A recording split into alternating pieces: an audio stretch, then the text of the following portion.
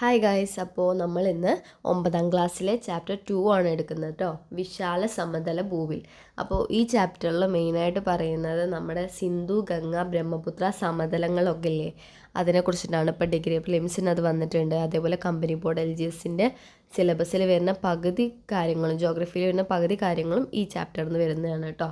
അപ്പോൾ എല്ലാവരും ഈ പാഠം നന്നായിട്ട് ശ്രദ്ധിക്കുക. ഞാൻ വായിച്ചു തരാം, ശ്രദ്ധിച്ച് കേൾക്കുക, അത് പഠിക്കുക. ഓക്കെ, ഇമ്പോർട്ടൻറ്റ് പോയിൻറ്റ്സൊക്കെ ഞാൻ പറയും, അത് ശ്രദ്ധിക്കുക. ഓക്കെ അല്ലേ? ഓക്കെ. അപ്പോൾ എല്ലാവരും ഇത് കാണുമ്പോൾ തന്നെ സബ്സ്ക്രൈബ് ചെയ്യുക കേട്ടോ, പിന്നെ ലൈക്കും ചെയ്യുക. പിന്നെ നമ്മുടെ ഷോർട്സിലൊക്കെ ഒരുപാട് പ്രീവിയസ് ക്വസ്റ്റ്യൻ പേപ്പർ തന്നിട്ടുണ്ട്, അതൊക്കെ നോക്കുക. എല്ലാവരും വർക്കൗട്ട് ചെയ്യുക കേട്ടോ. കാരണം പ്രീവിയസ് ക്വസ്റ്റ്യൻ പേപ്പർ എന്തായാലും നമ്മൾ നോക്കിയിട്ട് പോവാഞ്ഞ കാര്യമല്ല. അപ്പോൾ 10th പ്രിലിംസൊക്കെ വരികയല്ലേ, അപ്പോൾ അത് നന്നായിട്ട് നോക്കാം. ഓക്കെ, അപ്പോൾ നമുക്ക് പാഠത്തിലേക്ക് കിടക്കാം അല്ലേ. ചാപ്റ്റർ 2 വിശാല സമതല ഭൂവിൽ. ഓക്കെ. മാനം മുട്ടേ ഉയർന്നു നിൽക്കുന്ന പർവ്വതങ്ങൾ, അതിവിശാലമായ സമതല ഭൂമികൾ, പീഠഭൂമികൾ, ചുട്ടുപൊള്ളുന്ന മണലാരണ്യങ്ങൾ, താഴ്വരകൾ മുതലായ വൈവിധ്യങ്ങളായ ഭൂരൂപങ്ങൾ ഭൗമോപരിതലത്തിൽ കാണപ്പെടുന്നു. ദശലക്ഷക്കണക്കിന് വർഷങ്ങൾ കൊണ്ട് രൂപം കൊണ്ടവയാണിവ. നമ്മുടെ രാജ്യത്തിൻ്റെ ഭൂപ്രകൃതി വിഭാഗങ്ങളിൽ ഒന്നായ ഉത്തരപർവ്വത മേഖലയെക്കുറിച്ച് നിങ്ങൾ കഴിഞ്ഞ അധ്യായത്തിൽ വിശദമായി മനസ്സിലാക്കിയല്ലോ അല്ലേ. ഉത്തരപർവ്വത മേഖല, ഉപദ്വീപീയ പീഠഭൂമി ഒക്കെ നമ്മൾ പഠിച്ചതാണ് അല്ലേ. അതൊക്കെ നിങ്ങൾക്ക് അറിയാമെന്ന് ഞാൻ വിശ്വസിക്കുന്നു കേട്ടോ. അടുത്തത്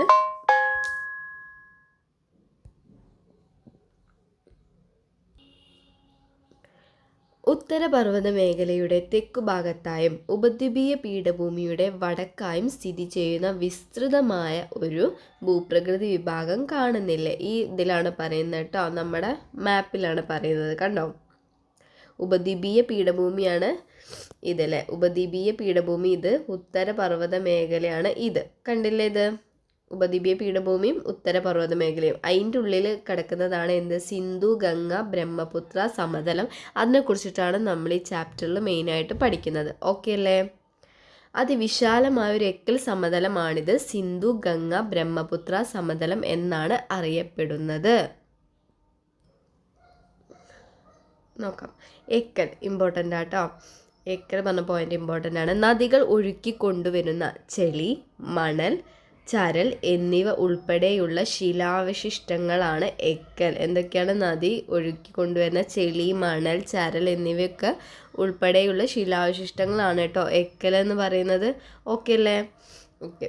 ഉത്തരേന്ത്യൻ സമതലങ്ങൾ എന്നും അറിയപ്പെടുന്ന ഈ ഭൂപ്രകൃതി വിഭാഗം രൂപപ്പെട്ടതെങ്ങനെയെന്ന് നമുക്ക് നോക്കാം. എങ്ങനെയാണ് ഈ സമതലം രൂപപ്പെട്ടതെന്നാണ് കേട്ടോ പറയുന്നത്.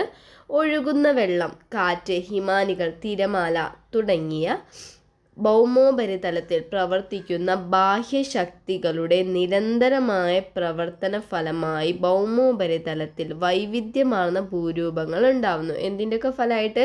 ഒഴുകുന്ന ജലം, കാറ്റ്, ഹിമാനി, തിരമാല തുടങ്ങിയവ മൂലം കേട്ടോ വൈവിധ്യമാർന്ന ഭൂരൂപങ്ങൾ ഉണ്ടാകുന്നു.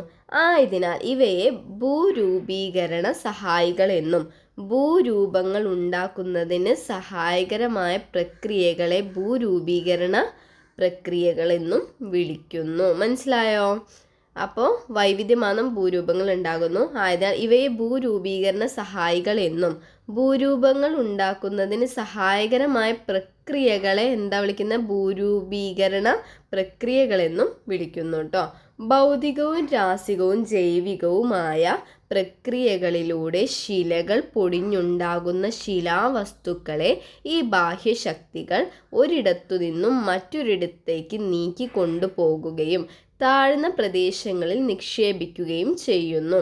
ഈ പ്രക്രിയയെ നിക്ഷേപണം എന്നാണ് പറയുന്നത്. എന്താ പറയുന്നത്? ഭൗതികവും രാസികവും ജൈവികവുമായ പ്രക്രിയകളിലൂടെ ശിലകൾ പൊടിഞ്ഞുണ്ടാക്കുന്ന ശിലാവസ്തുക്കളെ ഈ ബാഹ്യശക്തികൾ എന്ത് ചെയ്യുന്നു? ഒരിടത്തു നിന്നും മറ്റൊരിടത്തേക്ക് നീക്കി കൊണ്ടുപോവുകയും താഴ്ന്ന പ്രദേശങ്ങളിൽ നിക്ഷേപിക്കുക കേട്ടോ. ഇവരെന്ത് ചെയ്യുന്നത്? താഴ്ന്ന പ്രദേശങ്ങളിൽ നിക്ഷേപിക്കുകയാണ് ചെയ്യുന്നത് കേട്ടോ. താഴ്ന്ന പ്രദേശങ്ങളിലാണ് നിക്ഷേപിക്കുന്നത്. ഒരു ഉയർന്ന പ്രദേശമുള്ള ഇളകിയ ശിലാപദാർത്ഥങ്ങളെ മഴവെള്ളം മറ്റൊരു പ്രദേശത്തേക്ക് നീക്കിക്കൊണ്ടുപോയി നിക്ഷേപിക്കുന്നത് എങ്ങനെയെന്ന് കണ്ടില്ലേ? കണ്ടോ? അപ്പോൾ മഴവെള്ളമാണ് ഇങ്ങനെ കൊണ്ടുപോകുന്നത് കേട്ടോ. മഴവെള്ളമാണ് ഇങ്ങനെ മേലത്തുള്ള സാധനത്തിനെ ഇങ്ങനെ ശിലാവശിഷ്ടങ്ങളെയൊക്കെ താഴ്ന്ന പ്രദേശങ്ങളിൽ കൊണ്ടുപോകുന്നത്. മനസ്സിലായോ? ഉയർന്ന പ്രദേശങ്ങളിൽ നിന്നും ഉത്ഭവിക്കുന്ന നീർച്ചാലുകൾ ചെറുചാലുകളായി ഒഴുകിച്ചേർന്ന് അരുവികളാകുകയും പല അരുവികൾ ചേർന്ന് നദിയായി വികാസം പ്രാപിക്കുകയും ചെയ്യുന്നു. എന്താണ്? ഉയർന്ന പ്രദേശത്തിൽ നിന്നും ഉത്ഭവിക്കുന്ന നീർച്ചാലുകൾ ഉണ്ടല്ലോ, ചെറുചാലുകളായി ഒഴുകിച്ചേർന്ന് അരുവികളാവുന്നു. അവ പല അരുവികൾ ചേർന്ന് നദിയായി, പല അരുവികൾ ചേർന്നിട്ട് എന്തായി മാറുന്നു? അരുവിയായിട്ട് മാറുന്നു അല്ലേ?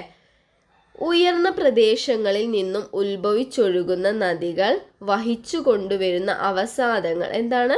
ഉയർന്ന പ്രദേശങ്ങളിൽ നിന്നും ഉത്ഭവിച്ചൊഴുകുന്ന നദി വഹിച്ചു കൊണ്ടുവരുന്ന അവസാദങ്ങൾ താഴ്ന്ന പ്രദേശങ്ങളിൽ നിക്ഷേപിച്ച്, ഉയർന്ന പ്രദേശത്തുള്ള നദികൾ ഇങ്ങനെ കൊണ്ടുവരുന്ന അവസാദങ്ങൾ ഉണ്ടല്ലോ, അത് താഴ്ന്ന പ്രദേശങ്ങളിൽ ഇങ്ങനെ എന്താണ്? നിക്ഷേപിക്കാം. ഓക്കെ. കാലക്രമേണ അതിവിശാലമായ എക്കൽ സമതലങ്ങൾ ഉൾപ്പെടെയുള്ള നിക്ഷേപണ ഭൂരൂപങ്ങൾ സൃഷ്ടിക്കപ്പെടുന്നു. അപ്പം നദികൾ ഇങ്ങനെ എക്കൽ മണ്ണ് ഇങ്ങനെ കൊണ്ടുവന്നിട്ട് താഴ്ഭാഗത്ത് നിക്ഷേപിച്ച് അവിടെ എന്തുണ്ടാവുന്നു? കുറേ കാലം കഴിയുമ്പോൾ അവിടെ എക്കൽ സമതലം രൂപീകരിക്കുന്നു കേട്ടോ. അപ്പോൾ അത് കണ്ടില്ലേ? ഇത് ഉപരിഘട്ടം, മേൽഭാഗം, മധ്യഘട്ടം, നടുത്ത ഭാഗം, കീഴ്ഘട്ടം, താഴ്ഭാഗം. ഓക്കെ അല്ലേ? അതാണ് പറയുന്നത് കേട്ടോ. നദി ഉത്ഭവിച്ച് എന്ത് ചെയ്തു ഇവിടെയൊക്കെ എത്തുമ്പോഴാണ് എക്കൽ ഉണ്ടാവാം. എക്കൽ ഇങ്ങനെ നിക്ഷേപിച്ച് താഴ്ന്ന ഭാഗത്ത് ഇങ്ങനെ വന്ന് ഇവിടെ എക്കൽ സമതലം ഉണ്ടാവുന്നു എന്നാണ് പറയുന്നത്. നദികൾ ഉത്ഭവിക്കുന്ന പ്രദേശത്തെ പ്രഭവ സ്ഥാനമെന്നും, നദികൾ ഉത്ഭവിക്കുന്ന സ്ഥാനമാണ് പ്രഭവ സ്ഥാനമെന്നും അവ കടലിലോ മറ്റേതെങ്കിലും ജലാശയത്തിലോ പതിക്കുന്ന ഇടത്തെ നദീമുഖമെന്നും വിളിക്കുന്നു. എന്താണ്? നദികൾ ഉത്ഭവിക്കുന്ന പ്രദേശത്തെയാണ് പ്രഭവ സ്ഥാനമെന്നും പറയുന്നത്. അപ്പം പ്രഭവ സ്ഥാനമാണ് ഇത്. അവ കടലിലോ മറ്റേതെങ്കിലും ജലാശയത്തിലോ പതിക്കുന്ന ഇടത്തെ നദീമുഖമെന്നും വിളിക്കുന്നു കേട്ടോ. അവ കടലിലോ മറ്റേതെങ്കിലും ജലാശയത്തിലോ പതിക്കുന്ന ഇടത്തെയാണ് നദീമുഖം എന്ന്. അപ്പം നദീമുഖമാണ് ഇതെന്ന് പറയുന്നത്. ഓക്കെ അല്ലേ? എവിടെയെങ്കിലും പതിക്കുകയാണെങ്കിൽ അതാണ് നദീമുഖം എന്ന് പറയുന്നത് കേട്ടോ. ഓക്കെ അല്ലേ? ഓക്കെ. അപ്പോൾ ഗൈസ്, ഈ ക്ലാസ് മനസ്സിലായല്ലോ അല്ലേ? ബാക്കി നമുക്ക് അടുത്ത ക്ലാസ്സിൽ എടുക്കാം കേട്ടോ. അപ്പോൾ ഈ ഭാഗം ഒന്ന് ശരിക്കും നോക്കുക. ടെക്സ്റ്റ് ബുക്ക് ഉണ്ടെങ്കിൽ അതൊന്ന് വായിക്കുക, അല്ലെങ്കിൽ ഇതന്നെ ഒന്ന് ശ്രദ്ധിച്ച് വായിക്കുക കേട്ടോ. ഞാൻ ക്ലാസ് എടുക്കുമ്പോൾ തന്നെ ഒന്ന് വായിക്കുക. ഓക്കെ. എന്തെങ്കിലും ഡൗട്ട് ഉണ്ടെങ്കിൽ ചോദിക്കുക കേട്ടോ. ക്ലാസ് ഇഷ്ടമായല്ലോ അല്ലേ? എന്തെങ്കിലും അഭിപ്രായം ഉണ്ടെങ്കിൽ പറയണം. ലൈക്ക് ചെയ്യുക, സബ്സ്ക്രൈബ് ചെയ്യുക. ഓക്കെ ഗൈസ്, അടുത്ത ക്ലാസ്സിൽ കാണാം കേട്ടോ.